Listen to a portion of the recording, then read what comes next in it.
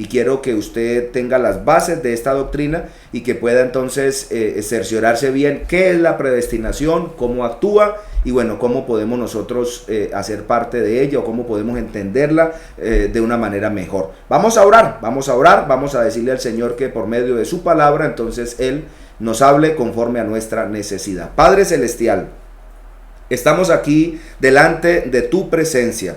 Rogamos tu ayuda, Señor, rogamos tu dirección, rogamos tu amparo. Señor, Dios es nuestro amparo y nuestra fortaleza, nuestro pronto auxilio en las tribulaciones. Señor, solicito comedidamente, Señor, tu ayuda, tu respaldo para este día de hoy, Señor. Vamos a predicar tu palabra en esta noche, vamos a exponer, Señor, tu palabra y rogamos que al escuchar tu palabra, Señor, los hermanos tengan vida, las almas, los amigos, Señor, y que tu pueblo pueda escuchar y pueda gozarse y pueda entender tu palabra de la mejor manera. En el nombre del Señor Jesús, amén y amén. Bien, mis hermanos, vamos a meditar pues en la palabra del Señor. Les invito para que abran sus Biblias, libro de los Efesios capítulo 1, versículo 1 al 5. Recuerde, vamos a hablar de la predestinación, ¿sí? De la predestinación. Son varios temas. Hoy arranco pues con la parte de la introducción. El domingo, Dios mediante, estaremos compartiendo la otra parte y quizás el jueves la última parte, y bueno, estaremos hablando acerca de la predestinación. Le aseguro que es un tema del cual se va a apasionar y el cual va a querer usted investigar y saber más, ¿sí? Entonces hoy corresponde el tema de la predestinación. Efesios capítulo 1, versículo 1 al 5, dice la palabra del Señor de la siguiente manera: Pablo, apóstol de Jesucristo, por la voluntad de Dios, a los santos y fieles en Cristo Jesús que están en Éfeso. Gracia y paz a vosotros, de Dios nuestro Padre y del Señor Jesucristo. Bendito sea el Dios y Padre de nuestro Señor Jesucristo, que nos bendijo con toda bendición espiritual en los lugares celestiales en Cristo. Versículo 4, allí comienza el texto que necesitamos. Según nos escogió en Él antes de la fundación del mundo, para que fuésemos santos y sin mancha delante de Él. Versículo 5, en amor, habiéndonos predestinado para ser adoptados hijos suyos por medio de Jesucristo, según el puro afecto de su voluntad, para alabanza de la gloria, ¿sí?, de su gracia, con la cual nos hizo aceptos en el amado.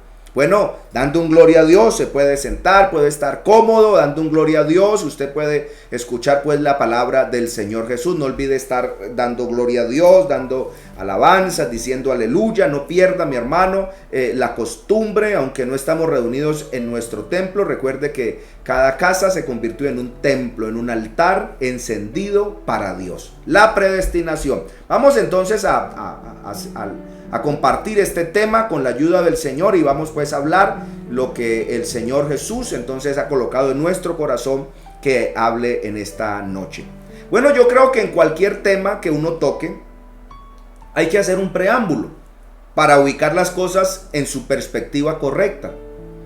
Si hablamos que alguien tiene un dolor de muelas, tenemos que hacer el preámbulo porque la muela no está ni en el aire ni está en el espacio, ¿cierto? Si yo digo que me duele una muela, tengo que hacer un preámbulo, o el doctor que me va a atender tiene que hacer un preámbulo, porque esa muela no está en el aire, no está acá ni está acá, está dentro de un cuerpo, ¿sí? Dentro de un cuerpo. Entonces es importante que tengamos en cuenta eso. Lo mismo sucede cuando hablamos de la unicidad, por ejemplo, ¿sí? Hablamos nosotros de la unicidad sin saber quién es Dios en su naturaleza y cuáles son sus atributos, podremos cometer un error. Porque vamos a comenzar a andar de versículo en versículo, de texto en texto. Vamos a tomar un texto, ¿sí?, y vamos a tomar otro sin encontrar una base que ya está establecida. Por ejemplo, en alguna ocasión estuve compartiendo una enseñanza de la unicidad toda una semana. ¿Sí? A mí me gusta mucho tomar un tema y bueno, y de ese tema sacar varios temas, lo que yo le llamo una serie, ¿sí? Una serie de temas. Entonces una hermana después del culto se me arrimó y me dijo: pastor, eso de que Jesús estaba a la derecha ¿qué me puede explicar usted? Porque pues Esteban decía que había visto a Jesús a la derecha. Entonces, ¿qué dice usted? Porque pues uno a veces ha escuchado eso. Yo le dije, hermana, antes de ahondarle en el tema, respóndame esto: ¿Dios se ve o no se ve? Y ella se quedó pensando y me dijo, no se ve. Entonces le dije, ¿cómo hicieron para verle el lado derecho? Antes de yo ponerme a explicar la unicidad, yo dije, voy a iniciar por lo sencillo. Dios es invisible. La Biblia dice, a Dios nadie le vio jamás, incluyendo a Esteban. Lo que quiere decir que no le vio. Entonces, ¿cómo sabía que estaba a la derecha o que estaba a la izquierda? En este caso, a la derecha. Y yo les digo, Dios es infinito, inmensamente infinito. Aleluya al Señor. Si corro a su derecha hasta el infinito, Él no se acaba. Entonces, ¿cómo hago para ponerme a su derecha? Si Dios es infinito y yo corro a su derecha para ponerme a su derecha, pero como Él es infinito, no alcanzo. Entonces, ¿cómo hago? ¿Cómo hago para ponerme a su derecha? Él no tiene lugar en el espacio. Más bien entonces esta parte aquí, o esta frase, o este punto aquí que habla de la derecha, no se está refiriendo entonces a la derecha o a la izquierda, ni a un lugar geométrico, sino que se está refiriendo a un lugar de privilegio. ¿Sí? A un lugar de privilegio. Entonces eso es importante tenerlo en cuenta. Si yo me llegara, que Dios no lo quiera, a quedar casi ciego, y entonces le digo a los hermanos en la iglesia donde esté en ese momento, le digo a los hermanos, mi esposa es mi mano derecha. ¿A qué me estoy refiriendo? Me estoy refiriendo a que ella es la persona con la cual yo cuento. Antes de ponerme a explicar la unicidad, entonces lo que yo debo hacer es pensar en Dios. ¿Cierto? No que Dios envió a su Hijo. Bueno, si Él es Dios y está en todas partes, entonces ¿cómo hace para mandarlo a alguna parte? Si Él ya está allí, porque Él lo llena todo. Él llena los espacios, Él llena el universo entero. Aleluya. Desde que lo enviaron. Es por eso que no estaba. Entonces, así que el Hijo tiene un punto en el espacio. ¿Sí? El Hijo tiene un punto en el espacio. Esto pasa, mi hermano, mi hermana, mi amigo que me escucha en esta noche. Eso pasa con la doctrina de la predestinación. Para hablar de la doctrina de la predestinación, tenemos que tener un criterio bien definido de quién es Dios y cuál es su carácter. Porque si no, entonces no podremos explicar esta parte y de pronto miraremos versículos aislados y vamos a terminar entonces haciendo conclusiones que no son las que son, ¿cierto? Conclusiones equivocadas, erróneas. Entonces es bien interesante, sí, es bien interesante que iniciemos por el principio lo que es la predestinación. Así que cuando decidimos analizar la palabra de la predestinación, la doctrina de la predestinación, sí, entonces tenemos que inmediatamente pensar en un personaje llamado Juan Calvino, sí, que es el precursor de la doctrina del calvinismo, sí, del calvinismo, y es ahí entonces cuando tenemos que abarcar primero esta parte. En la Biblia podemos encontrar la palabra predestinación 6 veces en el Nuevo Testamento. Entonces usted toma Hechos 4:28, allí habla de la predestinación. Usted toma Romanos 8:29 y Romanos 8:30, allí habla de la predestinación. Usted ubica Primera de Corintios 2:7, habla de la predestinación, y también ubica Efesios 1 al 5 y luego Efesios 1:11, y allí está hablando de la predestinación. Por eso entonces debemos de decir que la predestinación es algo bíblico. Sin embargo, reconocer que hay diferentes maneras de entender la predestinación, entonces es bien importante. Es por eso que en este estudio o que en esta charla que yo quiero compartirle, no cuestiono si la predestinación es bíblica, porque sí la es, sino que cuestiono entonces la forma como Calvino, ¿sí? Entendió la predestinación y cómo la compartió a las demás personas. Y tanto afectó la doctrina del calvinismo, la predestinación, entonces que hoy muchos de nuestros hermanos, ¿sí?, han sido afectados por esa doctrina, y ellos cuando se habla de la predestinación, entonces la creen como la compartió Calvino. ¿sí? Como la compartió Calvino y que entonces está escrita allí en su doctrina calvinista acerca de la predestinación. Yo creo que uno de los puntos fuertes de Calvino entonces pues fue la predestinación, y con eso él se hizo pues viral, como diríamos hoy, y se hizo pues muy conocido. La pregunta que hacemos hoy sería la siguiente. Sí, la pregunta que hacemos es la siguiente: si la doble predestinación es bíblica o no lo es. ¿Qué es la doble predestinación? Es la posición que dice que Dios escogió a personas para ser salvas y que otros entonces los escogió para condenación. Entonces yo le voy a ir para que usted, le voy a iniciar esta doctrina, ¿sí? Dándole el postulado de Calvino. Y para que usted entonces entienda esta parte, de pronto lo delicado que fue lo que él dijo. Y quiero pues primero compartirle lo que él dijo y luego lo que dice la palabra del Señor, hacer una apología en defensa de la verdad, o salir a la defensa, ¿sí? Con la palabra del Señor Jesús. Entonces recordemos que Calvino, ¿sí? Fue uno de los grandes reformadores junto con Martín Lutero, ¿sí? Que por allá, por la época de 1500, 1600, entonces levantó pues un tremendo movimiento, y lo que hicieron fue cosas pues muy buenas, ¿cierto? Muy buenas, pero en algunos puntos, ¿sí? En esta parte precisamente de la predestinación, entonces pues no estamos de acuerdo con lo que él planteó. ¿Qué dice Calvino con respecto a la predestinación? Dice lo siguiente: que Dios escogió desde antes de la fundación del mundo a unos para que fueran salvos y a otros para que fueran condenados. La palabra del Señor no dice eso, y yo no lo creo, y usted tampoco lo puede creer. Entonces, en ese orden de ideas de lo que dice Calvino, ¿sí? Podríamos redondear la idea, y entonces la salvación no dependería de que yo busque a Dios o de que usted busque a Dios, sino que como ya Dios escogió a unos para salvación y a otros para condenación, entonces no hay afán de nada. Si yo fui escogido para condenación, entonces así haga méritos y haga lo que haga, yo no voy a ser salvo nunca. Y si yo fui escogido para salvación, entonces no hay problema de nada, porque entonces tampoco tengo que hacer mucho esfuerzo, porque todo va a venir de Dios y va a depender de Dios y no va a depender del hombre. Pero esto no es lo que dice la Biblia, y esto no es cierto. Esto no es cierto. Entonces, yo quiero plantearle lo que dice Calvino con respecto a la doctrina de la predestinación y lo que dice la palabra del Señor.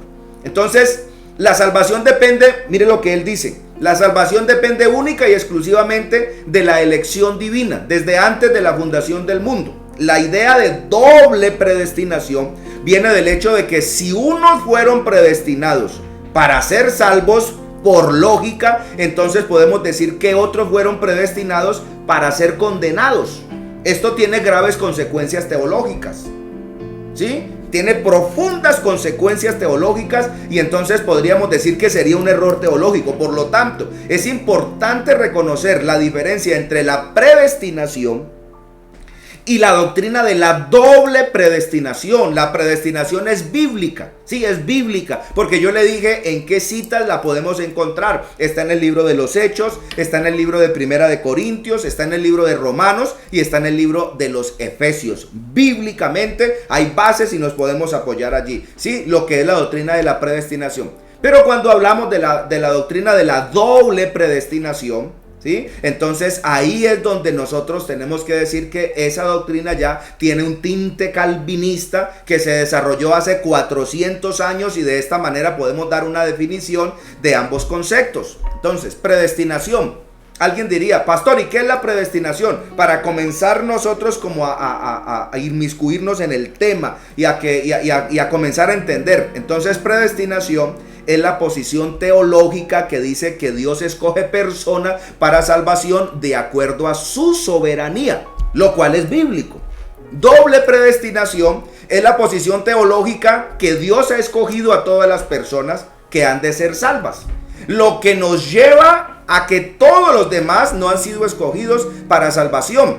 En otras palabras, los llamados reprobos ¿sí? O los llamados reprobados, los que por la voluntad de Dios nunca van a llegar al conocimiento. De ahí el término doble predestinación. Entonces, lo que dijo Juan Calvino fue que hay unas personas que por la voluntad de Dios van a ser salvas y van a escapar del juicio venidero, pero hay otras que por la misma voluntad de Dios van a ser condenadas.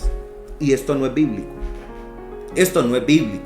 El problema es que muchos no entienden la diferencia o ven ambas definiciones como si fuera la misma, pero sí hay mucha diferencia, ¿sí? Entre cómo plantea la predestinación la Biblia y como yo se la quiero plantear y cómo la planteó entonces Calvino, a los calvinistas. Que le dieron pues un tinte, ¿sí?, a esta doctrina de la predestinación, y que con esta doctrina de la predestinación entonces el calvinismo cogió mucha fuerza en Europa, especialmente en Inglaterra, y desde allí entonces se esparció a todo el mundo. Este tema inicia con San Agustín de Hipona, 354-430 después de Cristo, quien tiene que debatir contra el pelagianismo.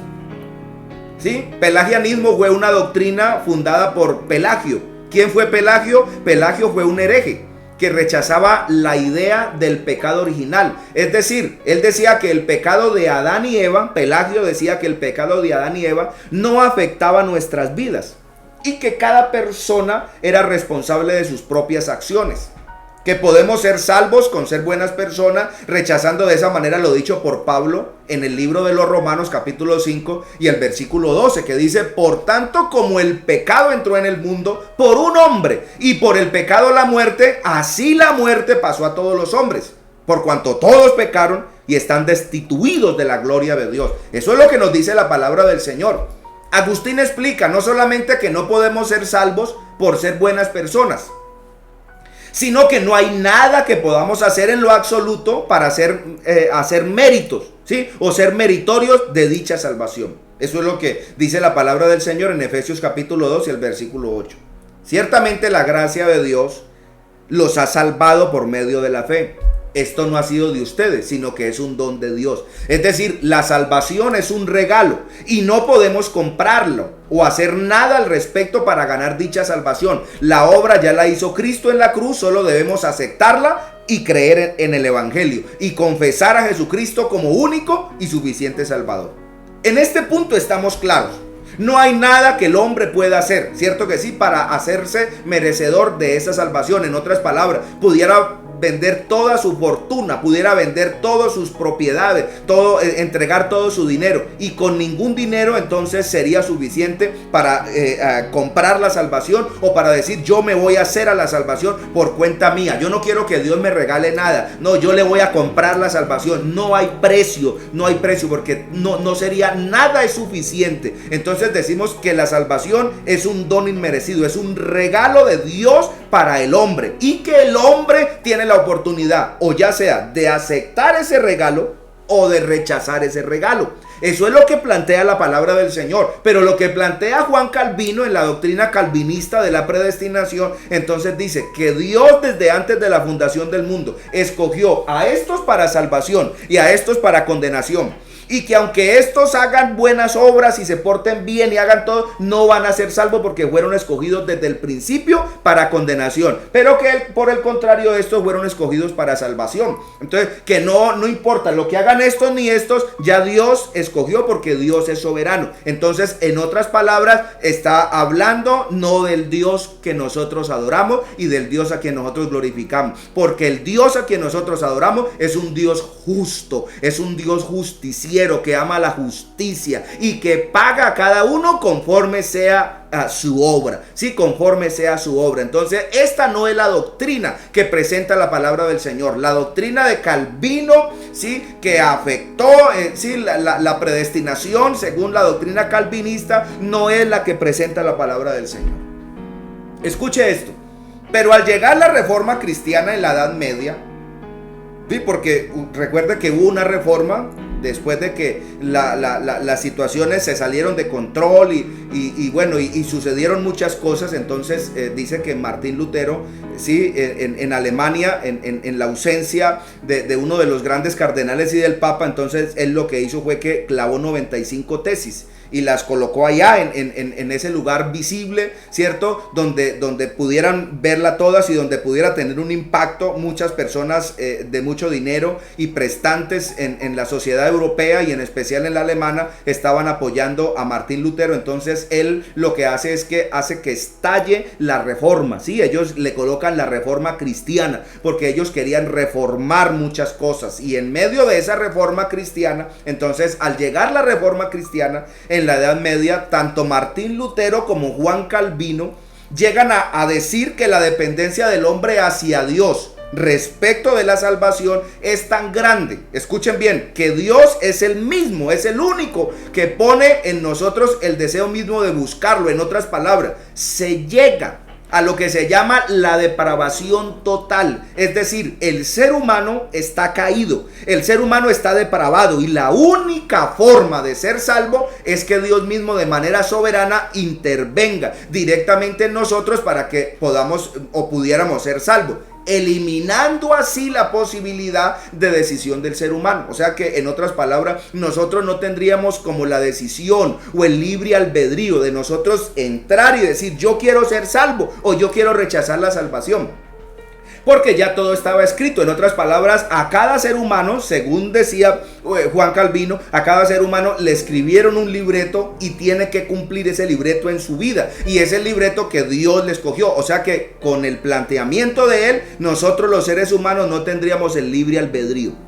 Sí, no tendríamos el libre albedrío. El calvinismo enseña que no podemos elegir a Dios porque estamos muertos, y un muerto no puede tomar decisiones. Pero la palabra del Señor a mí me dice otra cosa. Sí, la palabra del Señor a mí me dice otra cosa. No hay nada, decía él, que podamos hacer para ser salvos, y por lo tanto no hay responsabilidad humana en cuanto a la salvación. Si somos salvos, decía él, es porque Dios nos escogió. Aquellos que deciden seguir a Cristo es porque realmente han sido escogidos por Dios de antemano. Y esa fe salvadora es dada a aquellos que fueron elegidos desde antes de la fundación del mundo. Esta es la predestinación calvinista, o es la teología reformada. ¿Cómo la ven, mis hermanos?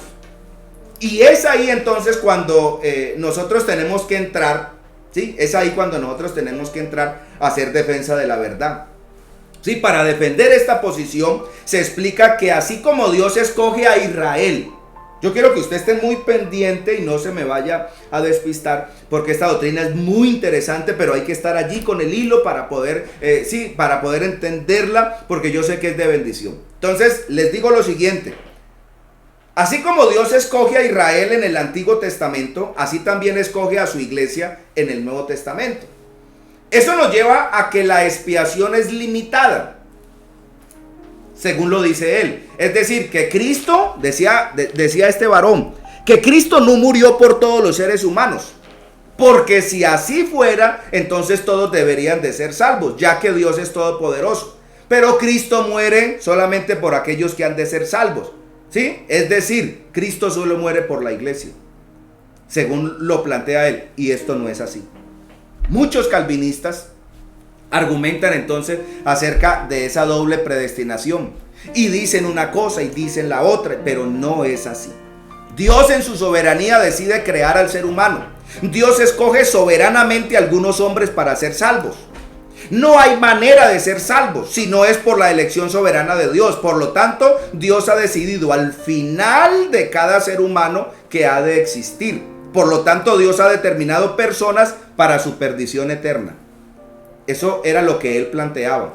Por eso yo le resumí desde el principio, para que usted entendiera bien el postulado de Juan Calvino. Entonces, Juan Calvino dice lo siguiente: si usted pasa la calle, se baja sería en este caso aquí en Cali, se baja del mío, ¿sí? Del transporte masivo integrado de Occidente, se bajó de ese transporte masivo, pasó la calle, no puso cuidado, venía una moto y lo atropelló a usted y lo mandaron para el hospital. Entonces lo vamos a visitar allá y lo primero que usted dice: varón, me atropelló una moto, pero así tenía que pasar, porque eso fue la voluntad de Dios.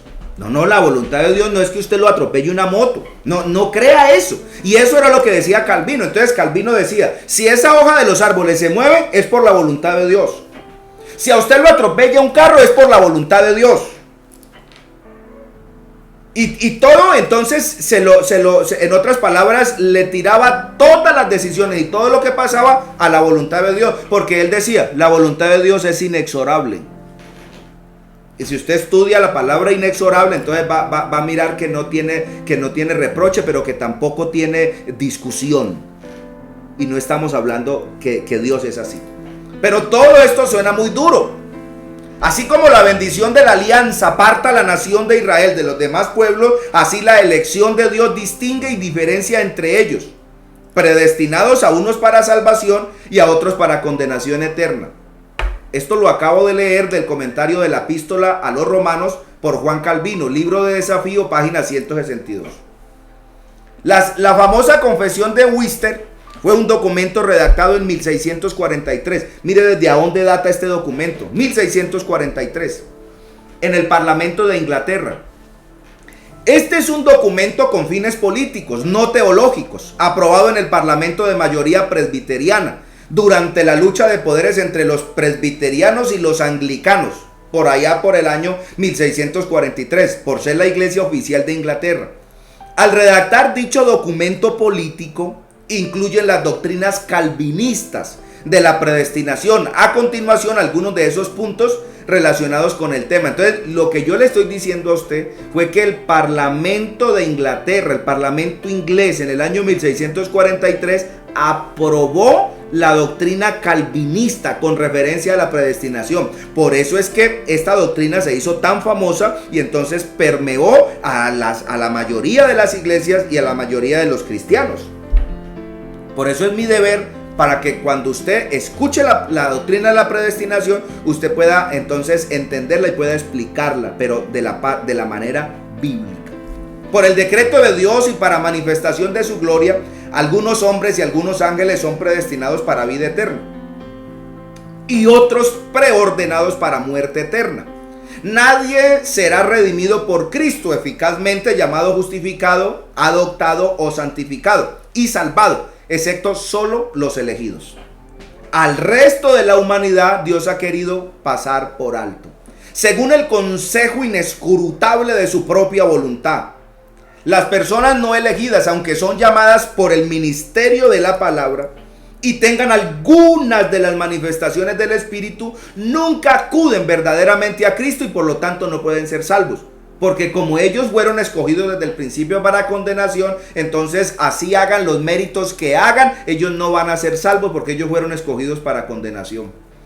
Cuando nosotros escuchamos este planteamiento, entonces cuando yo escuché este planteamiento y yo leí toda la doctrina calvinista, entonces lo primero que yo dije es, Juan Calvino estaba hablando de un Dios que no es el mío, de un Dios que no es el que plantea la palabra del Señor y el que muestra la Biblia, porque el Dios que muestra la Biblia es un Dios de amor, es un Dios misericordioso, mas Dios muestra su amor para con todos nosotros, que siendo aún pecadores, Cristo murió por nosotros. Ese es el Dios que habla la Biblia, ese es el Dios que yo predico, un Dios de amor, un Dios de misericordia, un Dios que le pone al hombre entonces el bien y le pone el mal, le pone la muerte y le pone la vida. Sí, le pone arriba y lo pone abajo, pero le da la oportunidad para que él escoja.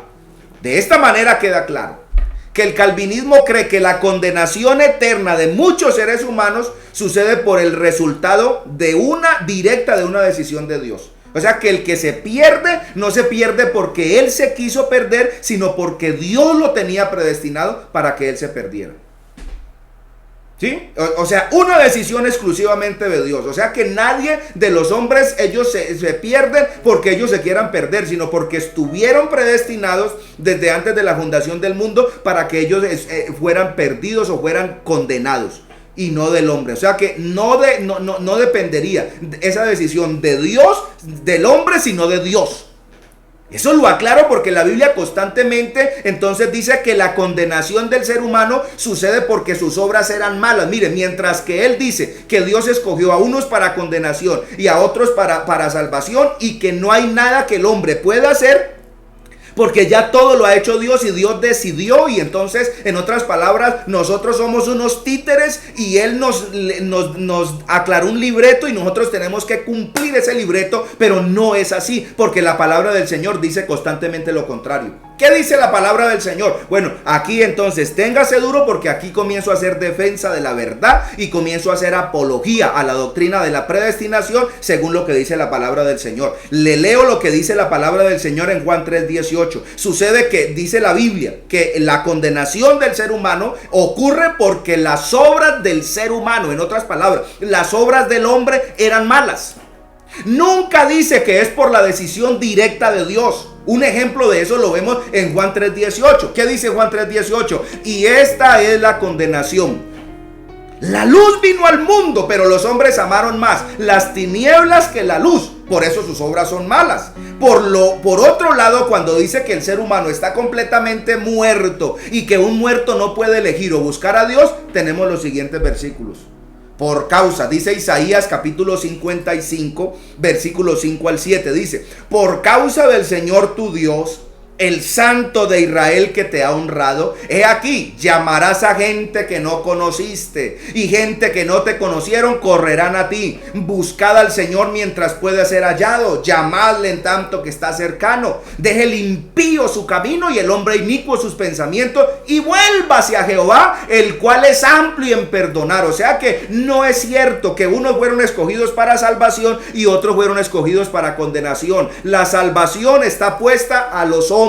El hombre decide, usted decide y yo decido si quiero ser salvo o si quiero ser condenado. Pero yo no estoy escogido desde antes de la fundación del mundo para ser condenado. No es cierto, porque ese no es el Dios que nosotros predicamos y ese no es el Dios que nos presenta la Biblia. Nuestro Dios es grande, es misericordioso, el cual tendrá amplitud en perdonarnos y es generoso en perdonarnos. A fin de que busquen a Dios y puedan encontrarlo, aunque sea a tientas. Pero lo cierto es que no está lejos de cada uno de nosotros. Los pasajes anteriores demuestran que la acción la debe hacer el pecador. Búsquenlo, llámenlo, vuélvanse. Si bien es cierto, la salvación es gratuita y no hay nada que podemos hacer para ganarla, eso no entra en conflicto con el concepto de aceptar o de rechazar este regalo de Dios. No entra en conflicto. Con el asunto de la expiación limitada, es decir, que Dios solo muere por la iglesia, tenemos el famoso versículo de San Juan 3:16, porque de tal manera amó Dios al mundo, que ha dado a su Hijo unigénito, para que todo aquel que en él cree no se pierda, sino que tenga vida eterna. O sea que no es así, que Dios solamente murió por la iglesia o que murió para unos. Yo no era iglesia, pero al haber aceptado al Señor Jesucristo, fui insertado, fui incrustado, sí, fui adoptado. El Señor me permitió hacer parte de la iglesia del Señor. Hoy hay muchos que todavía no son iglesia, pero que por la gracia del Señor, ellos van a ser iglesia. ¿Por qué? Porque vamos a seguir predicando este evangelio y nosotros vamos a seguir confiando que el Señor va a seguir salvando almas para gloria y para honra de su nombre. ¿Qué dice 1 Timoteo 2, 3 y 4? También dice: porque esto es bueno y agradable delante de Dios nuestro Salvador, el cual quiere que todos los hombres sean salvos y lleguen al conocimiento de la verdad. Si ve que no es como decía Calvino, que Dios escogió desde antes de la fundación del mundo unos hombres para que fueran condenados y otros para que fueran salvos. No, él no dice eso. Él no dice eso, porque es bueno y agradable delante de Dios nuestro Salvador, el cual quiere que todos los hombres, escúcheme bien, sean salvos y lleguen al conocimiento de la verdad. Ezequiel 18:23 dice lo siguiente: ¿acaso quiero yo la muerte del pecador? En otras palabras, tengo una versión aquí que me encantó como dice esta versión. ¿Me es placentero acaso que el malvado muera? Más bien, quiero que se aparte de su iniquidad y que éste viva. Eso dice la palabra de Dios. Y para rematar con respecto a lo que dijo Calvino, que Dios ha predestinado a unos para salvación y a otros para condenación eterna, entonces tengo esta parte aquí de San Juan 3:17 que dice: porque Dios no envió a su Hijo al mundo para condenar al mundo, sino para que el mundo sea salvo por él. Aleluya al Señor. Alabanzas a nuestro Dios. A continuación, los versículos que apoyan la libertad de decisión del ser humano. Dice Génesis 4:7: si hicieres lo bueno, ¿acaso no seráis enaltecidos? Pero si lo haces, el pecado está a la puerta, acechando con todo tú lo dominarás. Deuteronomios 30, 15 y 16 dice lo siguiente: mira, escucha, oye, Yo he puesto delante de ti hoy la vida y la muerte, el bien y el mal. Porque yo te mando hoy que ames a Jehová tu Dios, que andes en tus caminos, que guardes sus mandamientos, sus decretos, sus estatutos. ¿Para qué? Para que vivas y seas multiplicado, y Jehová tu Dios te bendiga en la tierra a la cual vas a entrar a tomar posesión. En otras palabras, puso la vida, puso la muerte, puso el bien y puso el mal, puso la bendición y puso la maldición. Tú y yo entonces escogemos cuál camino queremos tomar.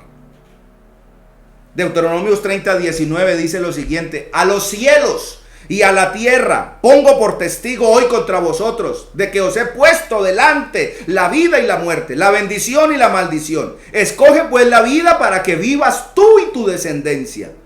Primera de Crónicas 28:9 y dice: y tú, Salomón, hijo mío, reconoce al Dios de tus padres y sírvele de corazón sincero, perfecto y con ánimo generoso, porque Jehová escudriña los corazones de todos y entiende todo intento de los pensamientos. Si tú le buscas, lo hallarás, pero si le dejas, él te desechará para siempre.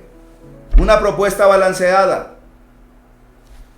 Voy terminando esta primera etapa o este primer tema de la predestinación. Entonces, en vista de lo anterior, debo aclarar que yo no soy arminiano. No creo que la salvación es por obra, ya que es un regalo de Dios, pero sí es claro que podemos aceptar o rechazar dicho regalo. En otras palabras, la salvación está allí puesta sobre la palestra. El hombre tiene la oportunidad de aceptar esa salvación o de rechazarla. Un ejemplo de ello es la apostasía, creyentes que decidieron negar la fe. Así que la evidencia bíblica demuestra que Dios es soberano para escoger personas, pero que cuando lo hace no es necesariamente para salvación, sino para el ministerio. Ponga mucho cuidado con lo que yo le estoy diciendo. Por ejemplo, Moisés, David, Jeremías, Pablo. Pero ciertamente la puerta de la salvación está abierta para todos. No niego la soberanía de Dios, porque Dios es soberano. Sí, Dios es absoluto, pero tampoco acepto una doble predestinación. Algunos pueden decir que entonces no estamos de acuerdo con lo que planteaba Calvino, y no lo estamos. De hecho, no lo estamos. No acepto eso. Respecto a los pasajes que hablan de la predestinación, lo que tenemos es que Dios tiene un plan para los que ya han llegado a Cristo. El tema de la carta a los romanos, póngale mucho cuidado con lo que yo le voy a decir, y con esto quiero terminar. El tema de la carta a los romanos no es que hemos sido predestinados para ser salvos, sino que ya siendo salvos, hemos sido predestinados para que seamos hechos conforme a la imagen de Cristo. Esto, en otras palabras, es llegar a la estatura de Cristo, la cual es su voluntad. ¿Sí me comprende lo que yo le digo, mi hermano? En la carta a los romanos, no es que esté hablando o esté diciendo que hemos sido predestinados para ser salvos, porque entonces en cierta forma estuviéramos apoyando lo que dijo Juan Calvino con la doctrina de los calvinistas.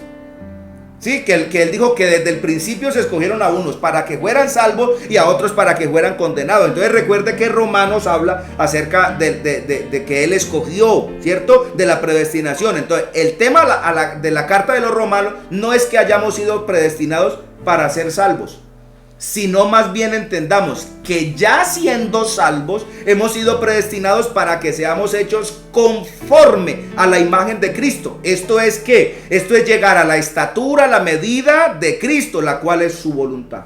¿Qué dice Romanos 9:8-29? Dice: porque a los que escogió, ¿sí?, a los que antes conoció, también los predestinó. ¿Para qué? Para que sean hechos conforme a la imagen de su Hijo.